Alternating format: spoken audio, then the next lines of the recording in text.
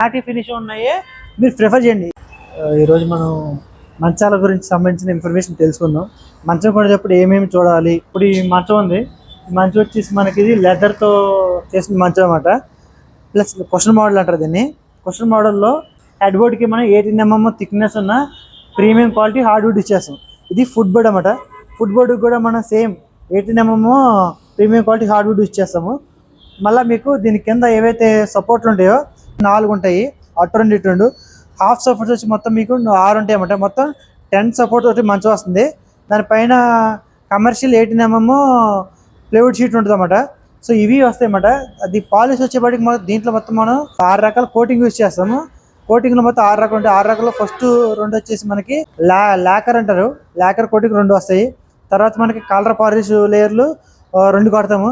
తర్వాత glossy ఫినిష్తో 2 layer ఉంటుంది, లేదా మ్యాట్ ఫినిష్తో 2 లేయర్లు ఉంటుంది. ఏదో ఒకటి తీసుకోవచ్చు అన్నమాట. 2 మిక్స్గా చేసుకోవచ్చు.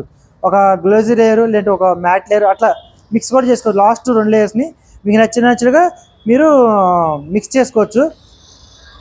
ఎక్కువ గ్లోజీ ఫినిషింగ్ అనేది ఇనీషియల్గా మనకి చూస్తే చాలా బాగుంటుంది, కానీ కొద్ది రోజులు అయిన తర్వాత ఏమైందంటే అది పాతగా అయిపోద్ది అనమాట.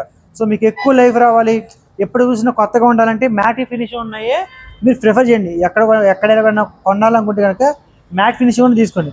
గ్లోజీ ఫినిషింగ్ మీకు చూడటానికి మంచిగా ఉన్నా కూడా కొద్ది రోజుల తర్వాత పాతగా అయిపోతాయి అన్నమాట. మీకు మార్కెట్లో 25, 35 అట్లా చెప్తారు. మన దగ్గర అయితే ఈ క్వశ్చన్ మంచం వచ్చేసి మనకి 20,000కి వస్తుంది.